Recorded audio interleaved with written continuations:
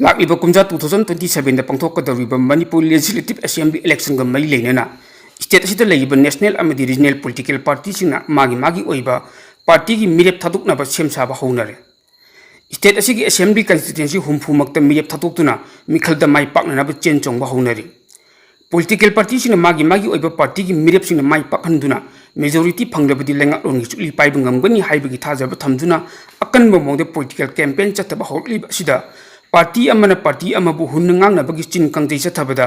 miyamna pangthabagi mahut mirep oigedabsing adugi marakta maribak maramda mu thamoi sengna nungsiba amadi kathokpa ngamgadaba miyosing adu kanano khangna mihut oina thagatna hotna chummi mikhal matam khakta da laibak amadi miyam nungsibani haibak senjau paibasingna voter sing leibagi sarulangda miyamna pangtharoidabani political party sing magi oiba mirep sing mai pakhana na voter sing bu lupa changa lupa lising ama amadi lupa lising ani da leina na hotra ku matamda ayaba pitok putarabadi manipur gi tungi laibak tambang amda phiba amad lairakani mamang dali sangchina pangthokiba mikhal singda party amadi mirep oikiba sing voter sing bu leibada ayaba piba lakhibagi mahina makhoi sing aduna mihut oiduna lenga ongi thawai pangwa matamda miyam wakat kholau tabagi mahut makhoi gi aningba amasung apamba maning tambada natana senja thumjagi namthideba komda puthabadagi manipur gi manglam chat hojik oiba phibam amadi tungdu orekadabasing khanthadabadagi mitop nyancha sing apunmagi satam thuwaina blan chathrakibagi wathok ibani illegal immigrants in yellow purp chingi masing handilakhiba amadi makhoi gi oiba tokhaiba lebak natraga lengak semnabagi demanda miyam da target tawdun tamthiba miya chathab ngamkhibani ahallaman gi paroda lawmupu yong tan baibudu asengbo ina thoklare yumdang bana kainai dun yumbuna makhoi da haijanom jadun hingba horokkhibadagi yelhomi sing tripura dagi tripuri sing mutkhiba kangkul mutkhiba adugi phibam da leibasi yam leibak thibani manipur gi miyam na hojik mayuk nei awa sing amadi apunmugi saktam ngak ngamdabadagi phibam da leibasi karidagi oirakhiba no haiba tarabadi manipur india gi phibanung da tinsin khaba matung miyam gi lengak on leirakhiba matam adudagi lisang chuna lengak on gi chuli pairakhiba political party gi chingpasing amadi legislature chingi oiba mafamda asoi leirakibadagi lengak pasing na manipur gi apunmugi saktam matam punamak ngak na thamnaba india lengak ki pathap constitution da manipur gi oiba tonganba sing abid article amadi clause na chingba hapna bo hotna daba mitop sing changchillaktuna khunda laita sin bi handana ba thabak sing amata lakhot khidabana asini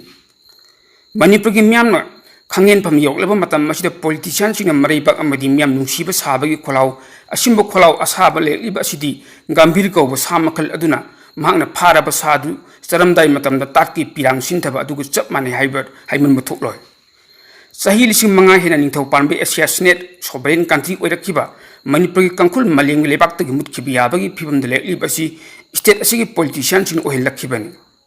hojiksu manipur nungsiba saba politician sing gi masing thingamdana saugri yungbagum yungliba sing asi marak asengba luchingba true leader amadi asengba politician yawbagi haibadu miyam khanba haihudabadagi miyut oina khankhiba singna lenga longi chuli chinaba tarabadi hojik mayuk naiba saithing sing asidagi hena chaw awaba saithing mayuk loi hainingai leite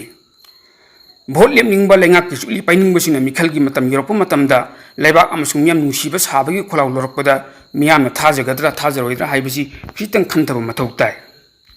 hiram masigi matangda imphal da numit khudingi phongliba pauchi ama oiba paujel gi editorial kalam da kari hairi haibadu yengminasi miyamna sembal lengak ne miyam gi yaifanaba thabak tawi madugi damaktani democracy chatpa leibak ama oina miyam gi sahi manga gi hak piduna luchingba ama ohelliban luchingba ama oibagi wakhalon puthoktuna miyam gi yaifa thorang paikhatna ba hotna thagat khiba ngaktani miyamna thagat khiba miyuching sahi manga din tho oigedoriban makhoi apamba aningbada tawningbada tawgedoribani laiglesu haidrabasu sel paidrabasu miyam gi luchingba mapi mapagi mingthol piduna maning to holliban miyamda nonjaduna khurumduna sahi mangangi hakpi haiduna mikhalgi mamangda miyamda haijakhiba kaya adugi matung inna assembly mihut oina thagat khibani mikhal thengnadringai gi mamangda wasakhiba miyamda thamkiba thajaba punamak vote ka khraba matungdadi kawbagi chatnabi si lehendingde miyoi lising kayana pikhiba thajaba adudagi hena mla sing thabak to honingi misam miyamdi political party di yenglaga vote pikhiba sunatte afaba mihut miyamgi khangadaba miyoi de vote piduna democracy gi fajaraba tangbal da phaman gibin haibasi kahonningde adubu vote ka thaba matungda miyam kokthokpa masa gi oijaba phangnaba hotnabadagi laibak kangkhong cherakpani haibasi matam punamakta kawdaba phai manipur haiba mani makha tamna panjaramba lamdam masi india gi sarp am oikhaba matungda democracy gi chukli pomba sinnakhibani ꯐꯨꯔꯨꯞ ꯀꯌꯥꯅ ꯄꯨꯜꯂꯒ ꯁꯦꯝꯕ ꯃꯅꯤꯄꯨꯔꯒꯤ ꯁꯛꯇꯝ ꯆꯠꯅꯕꯤ ꯀꯌꯥ ꯉꯥꯛ ꯁꯦꯟꯗꯨꯅ ꯊꯝꯅꯕ ꯍꯣꯠꯅꯕꯗ ꯂꯨꯆꯤꯡꯕꯁꯤꯡꯅ ꯅꯨꯄꯥ ꯊꯣꯛꯅ ꯊꯕꯛ ꯈꯔꯗꯤ ꯇꯧꯕ ꯃꯊꯧ ꯇꯥꯏ ꯍꯧꯈꯤꯕ ꯆꯍꯤ 2023ꯒꯤ ꯃꯦꯒꯤ ꯇꯥꯡ 3ꯗꯒꯤ ꯆꯠꯊꯔꯛꯂꯤꯕ ꯂꯥꯟ ꯑꯁꯤꯒꯤ ꯂꯨꯆꯤꯡꯕ ꯑꯣꯏꯔꯤꯕ ꯀꯦꯟꯗ꯭ꯔ ꯍꯨꯝꯐꯨꯒꯤ MLAꯁꯤꯡꯅ ꯅꯨꯄꯥ ꯊꯣꯛꯇꯕꯗꯒꯤ ꯊꯣꯛꯄ ꯂꯥꯟꯅꯤ ꯍꯥꯏꯕꯁꯤ ꯃꯤꯄꯨꯝ ꯈꯨꯗꯤꯡꯃꯛꯅ ꯈꯪꯏ ꯀꯨꯀꯤ ꯅꯥꯔꯀꯣ ꯇꯦꯔꯣꯔꯤꯁꯀꯤ ꯂꯨꯆꯤꯡꯕ ꯑꯣꯏꯔꯤꯕ MLA 10ꯅ ꯀꯨꯀꯤ ꯃꯤꯌꯥꯝꯒꯤ ꯑꯄꯥꯝꯕ ꯃꯈꯣꯏꯒꯤ ꯍꯛ ꯃꯈꯣꯏꯒꯤ ꯑꯅꯤꯡꯕ ꯈꯪꯅ ꯊꯕꯛ ꯇꯧꯕ ꯉꯝꯂꯒ ꯂꯦꯝꯍꯧꯔꯤꯕ ꯃꯩꯇꯩ ꯅꯥꯒꯥ ꯃꯩꯇꯩ ꯄꯥꯉꯜꯒꯤ MLA 94ꯅ ꯃꯈꯣꯏꯒꯤ ꯑꯣꯏꯕ ꯃꯤꯌꯥꯝꯒꯤ ꯑꯄꯥꯝꯕ ꯈꯪꯗꯕ ꯍꯥꯏꯕꯁꯤ ꯌꯥꯝ ꯏꯀꯥꯏꯅꯤꯡꯉꯥꯏꯅꯤ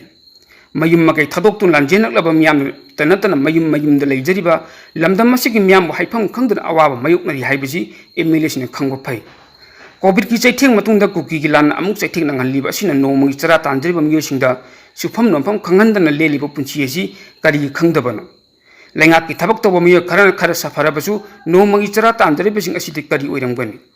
अवाबगी चैथेंग मरक्सिदा नोमगी तंगाई फदन चंगब नपसागी चेंग मियामदा मतम चाना फंगन ngamद्रगा कैथेलदा ममन वांगनि योलिबा सब्सिडाइज रेट मियामदि LPG गैस फंगन ngamद्रगा ब्लैक द मरांग काइन फंगलिबा नोमगी तंगाई फदन चंगिबा पेट्रोलियम प्रोडक्ट्सिंग बन तौदोरे ब्लॉकेट तौदोरे हाइबगा पमथोंग लोलिबा असिदा मरिलिनबो अथॉरिटीना वाफम अमता फोंदोक ngamद्रिबा सिना करिगिनो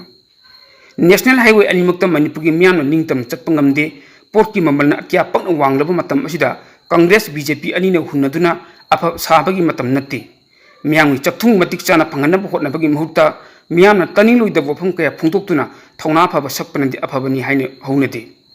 MLA अमगी मतमनि सही मंगा खक्तनि हाइबसि काउथोख्रबदि हौजिक लैरिबे MLA सिंगना मथंगी मतम लाखम मतमदा मियामना करी पखुम पिरकनि हाइबदुसु कुपना नैनबगी तंगाई फदब लैब्रा हाइने खल्ले वफम असि कुपना खंथब ngam MLA ना मथंगी मिखलदा मियामगो लोइनना चटमिनब ngamगनि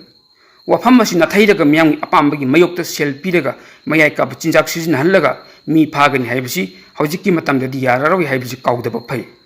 हौजिक स्टेट असिदा BJP की मसागी ओइबा तसिंग तसिंग MLA मसिंग 32 लेदुना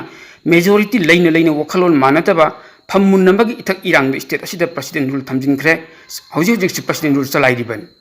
MLA मसिंग ख्वाइदगी यामना लेदुना मेजॉरिटी ओइरिबा BJP ना लुचिंग स्टेट लेंगा असिबो CM फम थाथोक अलब मतुंगदा प्रेसिडेंट रूल थमजिनबा हाइबसि यामना तांगना थोकपा थौदोक अमनि मणिपुरगी पॉलिटिक्स की ओइबा पुवारीदसु तंकक असि लेंगदन लेहौरगनि हौकिबा मणिपुरगी पॉलिटिक्स की ओइबा पुवारीसिंगदा मतम मतमगी लैहिबा सकनाइबा पॉलिटिकलगी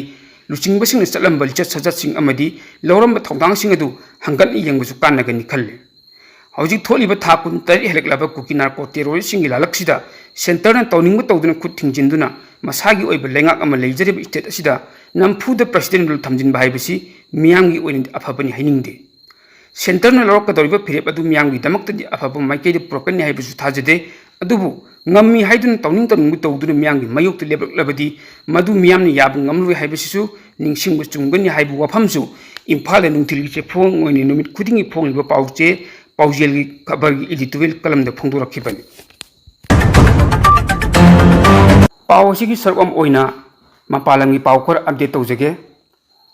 Yemen da laiba lalholuk huiti chingna chatharakhiba akanba drone attack ta Israel da ahan oina मियो कुनिथोई रोम अमुक्ता द पाक्सना असो अपन नंगन करे हाइरे रिपोर्ट असिगी मतुंग इना इजराइल की मतिक मय लेदब एयर डिफेंस सिस्टम सिंग अदुना हुइटी सिंग चथरखिबा ड्रोन अटैक अदु ngathok pangam kite attack asigi matang di hen ngaklibadi Israel की एयर डिफेंस सिस्टम सिंग येकना लेबाक सिंग मिसाइल फाइटर जेट रॉकेट अमदी ड्रोन चिंबग अटैक कया ngasi फावबद माइ पाकना ngathok तुन लाखिबन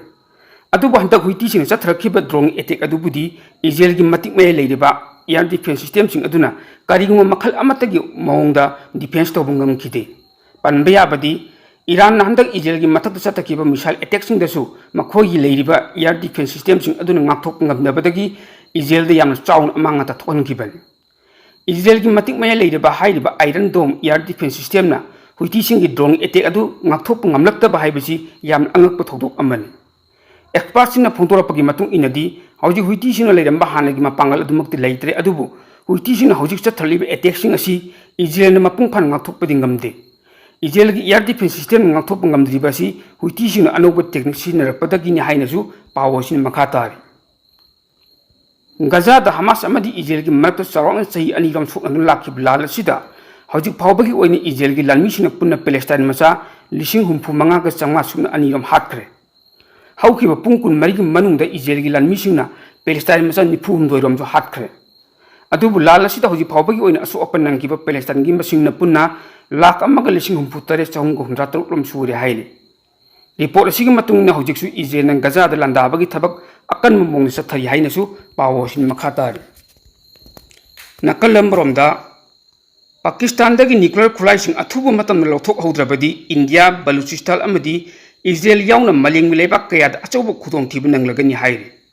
मरम मदुना पाकिस्तान लेबाक तगी न्यूक्लियर गी ओइब खुलाइसिंग असि लौथोक हौबन अचुम खुंथांग ओइगनी हाइना UN दा पांगथोकलिबा UNGA गी मिफम दा फोंदोनरख्रे हाइरे रिपोर्ट असिगी मतुंग इना अमेरिका गी वाशिंगटन दा हुजि हुजि पांगथोकपा UNG असेंबली मिफम दा मलिंग लेबाक चनी रोंग लुचिंगबसिंग सरुक यारिबा अचौब मिफम असिदा